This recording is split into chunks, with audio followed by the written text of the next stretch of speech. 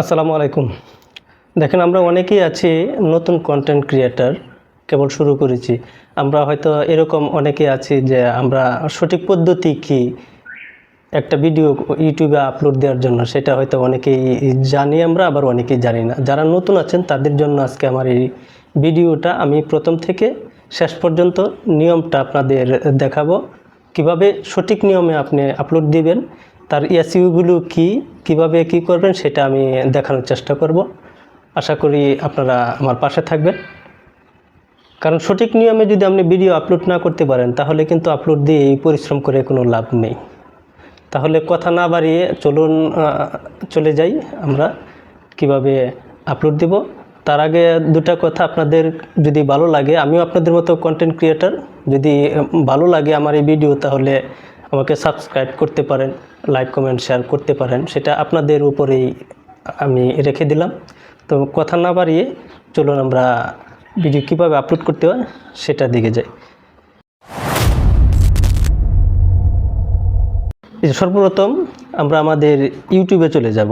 ওখানে দেখেন নিচে আপনাদের এই একটা প্লাস চিহ্ন আছে, ওখানে যাব। তারপরে দেখেন এখানে শর্ট আছে, ভিডিও আছে। ওর মধ্যে আপনি লং ভিডিও করলে ভিডিওতে আপলোড দিবেন, আর শর্টস হলে এই শর্টসে আপনি সিলেক্ট করবেন। সিলেক্ট করার পরে এইভাবে আপনার গ্যালারি চলে আসবে, ওইখানে যেটা আপনি দিবেন ওইটা সিলেক্ট করবেন। করার পরে আপনি এই যে এই চলে আসলো, নেক্সটে দিবেন। দেওয়ার পরে আবার আপনি ডান করে দিবেন। ঠিক আছে, এই যে নিচে কর্নারে ডান আছে, এখানে ডান করে দিবেন। তখন আপনি এই যে ভিডিও আপনার আপলোড হতে থাকবে, এই দেখতে পারবেন। তারপরে আপনি ওখান থেকে নেক্সটে চলে যাবেন। এই যে নিচে ডান পাশে নেক্সট আছে বটন, ওই নেক্সটে যাবেন। কিংবা আপনি যদি এখানে এই ইউটিউব থেকে গান দিতে চান আপনি আপনার ভিডিওতে, তাহলে এই যে উপরে দেখেন অ্যাড সাউন্ড আছে, এখানে যে আপনি যে কোনো একটা গান সিলেক্ট করতে পারেন। অবশ্যই কপিরাইট ফ্রি সিলেক্ট করবেন, ওইটা লিখবেন, লিখে তারপরে গান ইউজ করবেন। আর না হয় যদি না করতে চান দরকার নেই, আপনি ওই নেক্সটে যাবেন। নেক্সটে যাওয়ার পরে আপনি এরকম একটা পেজ আসবে। এরকম পেজ আসলে তখন আপনি যদি থাম্বনেল আপনার আগে বানানো থাকে, ইউটিউবে আপনি যখন কন্টেন্ট আপলোড দিবেন থাম্বনেলটা কিন্তু খুব গুরুত্বপূর্ণ। ওইটাকে আপনাকে যা দেখে মানুষ আপনাকে ক্লিক করবে সেই রকম একটা থাম্বনেল দিবেন। ওই যে দেখেন কর্নারে এক পেন্সিলের মতো আছে, ওর মধ্যে যাবেন।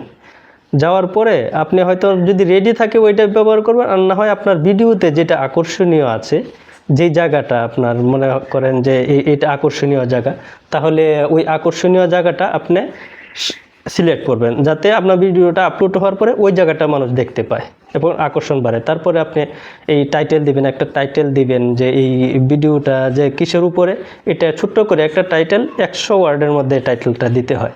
এই যেমন আমি এরকম একটা টাইটেল দিলাম, তারপরে একটা এই হ্যাশট্যাগ দিতে পারেন ওই টাইটেলের মধ্যে, যেমন আমি শর্টস দিলাম। ঠিক আছে, বেশি দেওয়ার দরকার নেই। এই জায়গায় আপনি আপনার নাম, চ্যানেলের নাম দিতে পারেন, আর একটা এই হ্যাশট্যাগ দিলেন। তারপরে আপনি চলে আসবেন, দেখেন ওখানে আনলিস্টেড আছে, আনলিস্টেড রাখবেন। তারপর ডেসক্রিপশানে যাবেন। ডেসক্রিপশানে যেয়ে আপনি এরকম একটা বিস্তারিত লিখবেন ওই ভিডিওর সম্বন্ধে, তারপরে হ্যাশট্যাগ ব্যবহার করবেন। হ্যাশট্যাগ ব্যবহার করার পরে আপনি লোকেশান দিবেন, আপনি কোন কান্ট্রির লোকজন দেখতে চায় আপনি মনে করেন, বা আমি যেমন আমারটা আমি বাঙালি, বাংলাদেশেরটাই সিলেক্ট করলাম। তারপর রিলেটেড ভিডিও, এটা কিন্তু আপনার এক কাজে দুই কাজ হয়। আপনি এই ভিডিও পাবলিশড হবে, আবার ওই যে ভিডিওটা আপনি রিলেটেড দিবেন ওইটাও কিন্তু তখন মানুষ আগ্রহ দেখাবে, ওইটাও আপনার ভিউজ বাড়বে। এই রিলেটেড ভিডিওটা আপনারা দেওয়ার সবসময় চেষ্টা করবেন। তারপরে ওই যে অ্যাড প্লে লিস্ট আছে, এই অ্যাড প্লে লিস্টে আপনি এই সিলেক্ট করে দিলেন আপনার প্লে লিস্ট। তারপরে আপনি ওই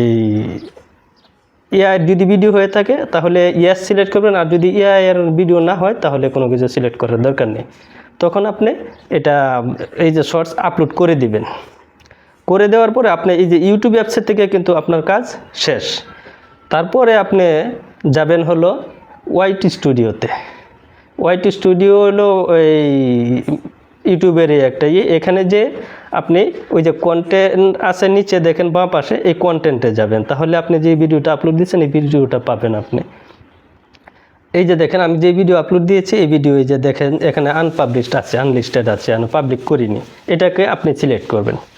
তো সিলেক্ট করার পরে আপনি ওই যে উপরে ডান পাশে দেখেন একটা পেন্সিল আছে, ঠিক আছে, এই যে দেখেন এই যে পেন্সিল, এই পেন্সিলটার মধ্যে যাবেন, যাওয়ার পরে আপনাকে এরকম এই একটা পেজে নিয়ে আসবে। এখান থেকে এই যে দেখেন আনলিস্টেড, আপনি যে আনলিস্টেড করে রেখেছিলেন এটা আনলিস্টেডটা এখন ভিজিবিলিটি পাবলিক করে দিতে হবে আপনাকে।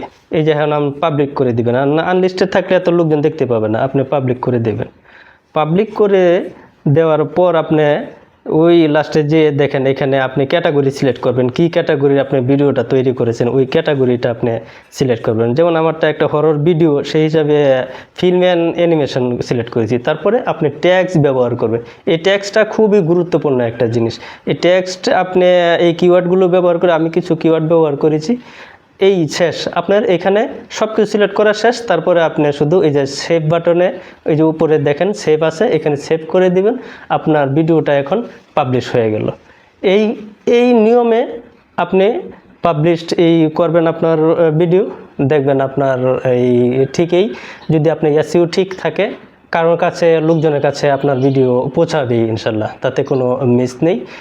আমার ভিডিও যদি ভালো লেগে থাকে তাহলে আপনারা লাইক কমেন্ট শেয়ার করে দেবেন। আর আমি আরেকটা ভিডিও করব যে এই দুইটা সেটিংস করলে আপনার জিরো ভিউ হয়, এই জিরো ভিউ আর কখনো ইনশাল্লাহ হবে না। আমি হয়তো আর 2 দিন পরে আরেকটা ভিডিও আপনাদের জন্য আপলোড করব, যদি আপনারা আমার পাশে থাকেন। সবাই ভালো থাকবেন, সুস্থ থাকবেন। আসসালামু আলাইকুম।